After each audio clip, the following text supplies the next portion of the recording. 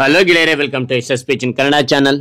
ಈ ಒಂದು ವಿಡಿಯೋದಲ್ಲಿ ಅಂಬೇಡ್ಕರ್ ಜಯಂತಿಯ ಆಸಕ್ತಿದಾಯಕ ಸಂಗತಿಗಳನ್ನು ಒಳಗೊಂಡ ಭಾಷಣ ನೋಡ್ತಾ ಇದ್ವಿ.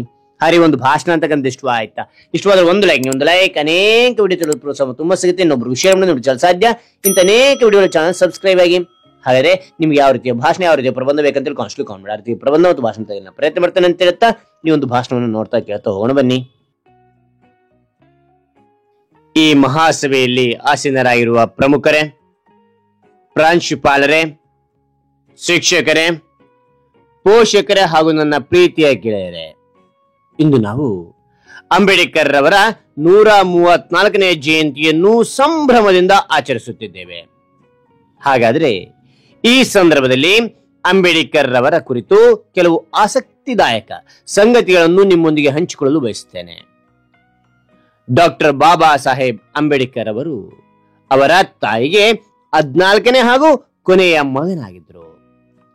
ವಿದೇಶದಲ್ಲಿ ಅರ್ಥಶಾಸ್ತ್ರ ವಿಷಯದಲ್ಲಿ ಡಾಕ್ಟರೇಟ್ ಪದವಿ ಪಡೆದ ಮೊದಲ ಭಾರತೀಯ. ಇವರು ಸುಮಾರು 64 ವಿಷಯಗಳಲ್ಲಿ ಸ್ನಾತಕೋತ್ತರ ಪದವಿಯನ್ನು ಪಡೆದಿದ್ದರು. Hindi, Pali, Sanskrit, English, French, German, Marathi, Persian ಹಾಗೂ ಗುಜರಾತಿ ಹೀಗೆ 9 ಭಾಷೆಗಳಲ್ಲಿ ಬಲ್ಲವರಾಗಿದ್ದರು. 21 ವರ್ಷಗಳ ಕಾಲ ಹಲವು ದೇಶಗಳಲ್ಲಿ ಅಧ್ಯಯನ ನಡೆಸಿದ್ದರು. ಹಿಂದೂ ಕುಟುಂಬದಲ್ಲಿ ಜನಿಸಿದ್ದ ಅಂಬೇಡ್ಕರ್ 1956ರಲ್ಲಿ ಬೌದ್ಧ ಧರ್ಮಕ್ಕೆ ಮತಾಂತರಗೊಳ್ಳುತ್ತಾರೆ. ಲಂಡನ್ ಮ್ಯೂಸಿಯಂನಲ್ಲಿ ಖ್ಯಾತ ಚಿಂತಕ ಕಾರ್ಲ್ ಮಾರ್ಕ್ಸ್ ಅವರ ಪ್ರತಿಮೆಯ ಪಕ್ಕದಲ್ಲಿ ಅಂಬೇಡ್ಕರ್ ಪ್ರತಿಮೆ ಇದ್ದು, ಈ ಮ್ಯೂಸಿಯಂನಲ್ಲಿ ಪ್ರತಿಮೆ ಹೊಂದಿರುವ ಏಕೈಕ ಭಾರತೀಯ ಎಂಬ ಹೆಗ್ಗಳಿಕೆಗೆ ಇವರದ್ದು. ಭಾರತೀಯ ತ್ರಿವರ್ಣ ಧ್ವಜದಲ್ಲಿ ಅಶೋಕ ಚಕ್ರಕ್ಕೆ ಸ್ಥಾನ ನೀಡಿದ ಕೀರ್ತಿ ಡಾಕ್ಟರ್ ಬಾಬಾ ಸಾಹೇಬ್ ಅಂಬೇಡ್ಕರ್ ಅವರಿಗೆ ಸಲ್ಲುತ್ತದೆ. ಮಧ್ಯಪ್ರದೇಶ ಮತ್ತು ಬಿಹಾರ ರಾಜ್ಯಗಳ ಅಭಿವೃದ್ಧಿಗಾಗಿ 50ರ ದಶಕದಲ್ಲಿ ರಾಜ್ಯ ವಿಭಜನೆಯನ್ನು ಪ್ರಸ್ತಾಪಿಸಿದ್ದರು. ಇವರ ವೈಯಕ್ತಿಕ ಗ್ರಂಥಾಲಯ ರಾಜ್ಗೃಹದಲ್ಲಿ 50,000ಕ್ಕೂ ಹೆಚ್ಚು ಪುಸ್ತಕಗಳಿದ್ವು. ಇದು ವಿಶ್ವದ ಅತಿ ದೊಡ್ಡ ಖಾಸಗಿ ಗ್ರಂಥಾಲಯ ಎನಿಸಿಕೊಂಡಿದೆ. ಅಂಬೇಡ್ಕರ್ ಅವರು ಬರೆದ ವೈಟಿಂಗ್ ಫಾರ್ ವೀಸಾ ಪುಸ್ತಕವು ಕೊಲಂಬಿಯಾ ವಿಶ್ವವಿದ್ಯಾಲಯದಲ್ಲಿ ಪಠ್ಯ ಪುಸ್ತಕವಾಗಿದೆ. 2004ರಲ್ಲಿ ಕೊಲಂಬಿಯಾ ವಿಶ್ವವಿದ್ಯಾಲಯವು ವಿಶ್ವದ ಅಗ್ರ 100 ಮಂದಿ ವಿದ್ವಾಂಸರ ಪಟ್ಟಿ ಮಾಡಿತ್ತು. ಆ ಪಟ್ಟಿಯಲ್ಲಿ ಅಂಬೇಡ್ಕರ್ ಹೆಸರು ಮೊದಲ ಸ್ಥಾನದಲ್ಲಿತ್ತು. ಲಂಡನ್ ಸ್ಕೂಲ್ ಫಾರ್ ಎಕನಾಮಿಕ್ಸ್ 8 ವರ್ಷಗಳ ಓದನ್ನು ಅಂಬೇಡ್ಕರ್ ಕೇವಲ 2 ವರ್ಷ 3 ತಿಂಗಳಲ್ಲಿ ಮುಗಿಸಿದ್ದರು.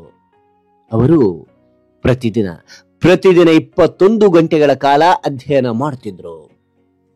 ಅಂಬೇಡ್ಕರ್ ಅವರು 6 ಲಕ್ಷ ಅನುಯಾಯಿಗಳೊಂದಿಗೆ ಬೌದ್ಧ ಧರ್ಮದ ದೀಕ್ಷೆಯನ್ನು ಪಡೆಯುತ್ತಾರೆ. ಇದು ವಿಶ್ವದ ಅತಿ ದೊಡ್ಡ ಮತಾಂತರವಾಗಿತ್ತು. ಬಾಬಾ ಸಾಹೇಬರಿಗೆ ಬೌದ್ಧ ಧರ್ಮಕ್ಕೆ ದೀಕ್ಷೆ ನೀಡಿದ ಮಹಾನ್ ಬೌದ್ಧ ಸನ್ಯಾಸಿ ಮಹಾಂತ ವೀರ್ ಚಂದ್ರಮಣಿ ಅಂಬೇಡ್ಕರ್ ಅವರನ್ನು ಈ ಯುಗದ ಆಧುನಿಕ ಬುದ್ಧ ಎಂದು ಕರೆದಿದ್ದರು. ಲಂಡನ್ ಸ್ಕೂಲ್ ಆಫ್ ಎಕನಾಮಿಕ್ಸ್ ನಿಂದ ಡಾಕ್ಟರ್ ಆಲ್ ಸೈನ್ಸ್ ಎಂಬ ಮೌಲ್ಯಯುತ ಡಾಕ್ಟರ್ ಪದವಿಯನ್ನು ಪಡೆದ ವಿಶ್ವದ ಮೊದಲ ಮತ್ತು ಏಕೈಕ ವ್ಯಕ್ತಿ ಬಾಬಾ ಸಾಹೇಬ್ ಅಂಬೇಡ್ಕರ್. ಅನೇಕ ಬುದ್ಧಿವಂತ ವಿದ್ಯಾರ್ಥಿಗಳು ಇದಕ್ಕಾಗಿ ಪ್ರಯತ್ನಿಸಿದರು, ಆದರೆ ಇಲ್ಲಿಯವರೆಗೆ ಯಾರಿಗೂ ಅದು ಸಾಧ್ಯವಾಗಿಲ್ಲ. ಅವರು ಇನ್ನೂ ಅನೇಕ ಸಾಧನೆಗಳು ಮಾಡಿದ್ದಾರೆ. ಅವರ ಕುರಿತು ಮಾತನಾಡುತ್ತಾ ಹೋದರೆ ಎಷ್ಟು ದಿನಗಳಾದರೂ ಸಾಲದು. ಆ ಮಹಾನ್ ಉದಾತ್ತ ಆತ್ಮವನ್ನು ನೆನಪಿಸಿಕೊಳ್ಳುವ ಮತ್ತು ಅವರ ನಂಬಿಕೆಗಳು, ಬೋಧನೆಗಳು ಮತ್ತು ಕಾರ್ಯಗಳನ್ನು ಗೌರವಿಸುವ ಸುದಿನ. ಅವರು ಕನಸು ಕಂಡಂತೆ ಭಾರತ ದೇಶವನ್ನಾಗಿ ಮಾಡಲು ನಾವು ಪ್ರತಿಜ್ಞೆ ಮಾಡಬೇಕು. ಅವಕಾಶ ನೀಡಿದ್ದಕ್ಕೆ ಧನ್ಯವಾದಗಳು. ಭೀಮರಾವ್ ಅಂಬೇಡ್ಕರ್ ಅವರಿಗೆ ಜಯವಾಗಲಿ. ಅಂಬೇಡ್ಕರ್ ಅವರಿಗೆ ಜಯವಾಗಲಿ. ಜೈ ಹಿಂದ್, ಜೈ ಭಾರತ್ ಮಾತೆ. ಹಾಗಾದ್ರೆ ಈ ಒಂದು ಭಾಷಣ ಅಂತಕ್ಕಂಥ ಇಷ್ಟವಾದ್ರೆ ಒಂದು ಲೈಕ್ ಅನೇಕ ವಿಡಿಯೋ ಪ್ರೋತ್ಸಾಹ ತುಂಬ ಸಿಗುತ್ತೆ. ಇನ್ನೊಬ್ರು ಶೇರ್ ಮಾಡಿ ಸಾಧ್ಯ. ಇಂಥ ಅನೇಕ ವಿಡಿಯೋ ಚಾನಲ್ ಸಬ್ಸ್ಕ್ರೈಬ್ ಆಗಿ. Thank you for watching. Bye.